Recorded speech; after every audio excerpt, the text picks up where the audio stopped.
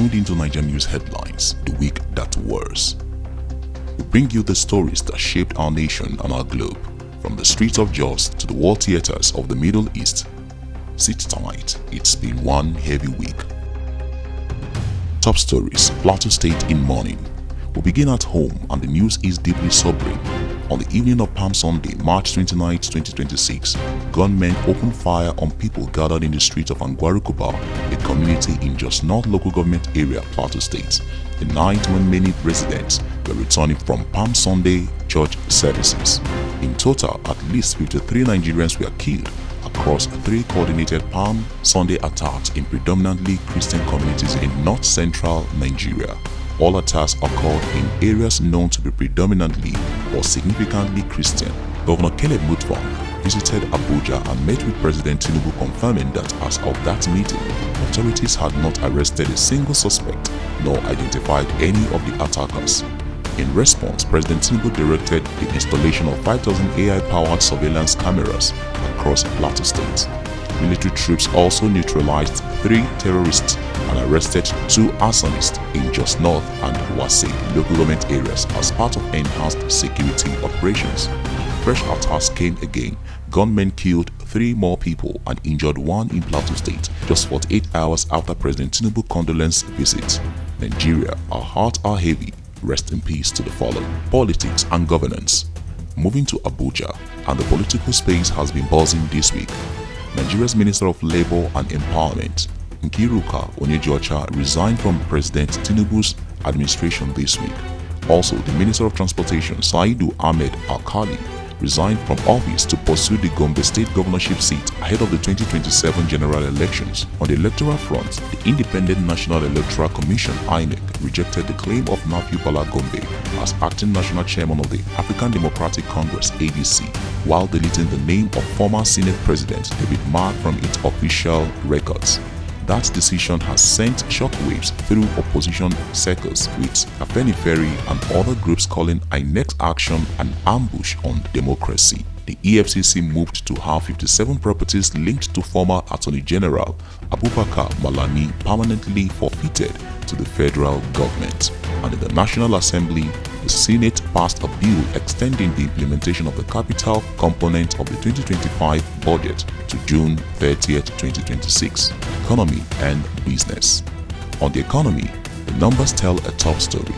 The usual Easter shopping rush across major markets in Lagos slowed significantly this year as rising food prices forced many residents to cut back on purchases. Fertilizer producers warned that the Middle East crisis could raise input costs for Nigerian farmers, leading to a significant food price hike across the country. Cooking gas prices have already risen 13% to 1,500 per kilogram. There was some good news, however.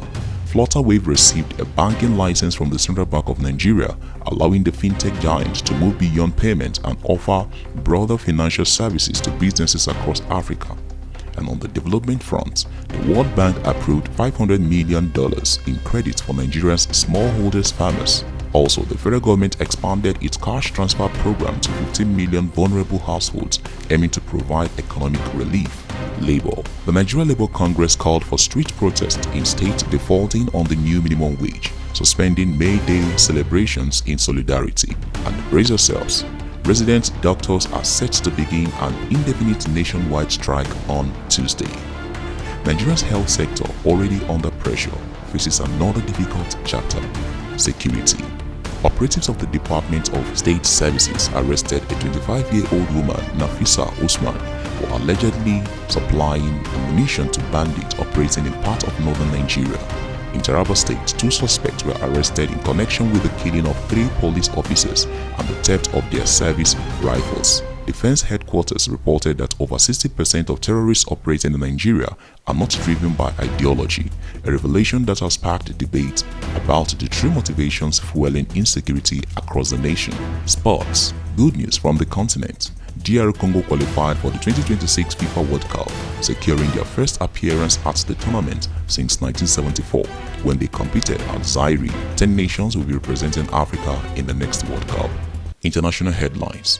Now to the world stage, and it has been a week of fire and fury. The U.S Iran war, week 6. The United States and Israel launched strikes on civilian infrastructure in Iran, including a major bridge under construction in the city of Karaj, west of Tehran, which was struck twice, the second time as emergency crews were attending to the wounded. A U.S. Air Force officer whose plane was shot down over Iran was rescued by U.S. forces early Sunday, with President Trump making the announcement on social media. The human rights activist news agency reports that at least 1,606 civilians have been killed in Iran since the war began on February 28, including 244 children. Trump gave Iran a 48-hour ultimatum to reopen the Strait of Hormuz as the war continued to escalate. Israel and Lebanon. Israel ordered the expansion of its so-called buffer zone in Lebanon, displacing about a fifth of the Lebanese population. Israel said it struck 3,500 targets in Lebanon in 1 month of war. Washington, D.C.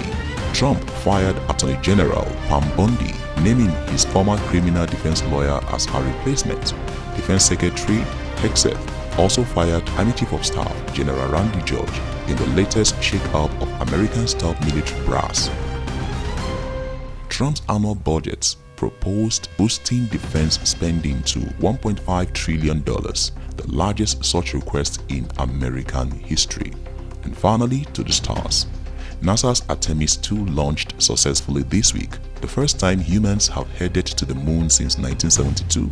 4 astronauts are on their way around the moon and back. In a week filled with so much darkness, humanity reached for the light, literally. That is your Naija News Headlines, the week that was. From Plateau to the Persian Gulf, from Abuja to outer space, we covered it all. Stay safe, stay informed, and God bless Nigeria. This is Naija News. Good night, and see you in the next video.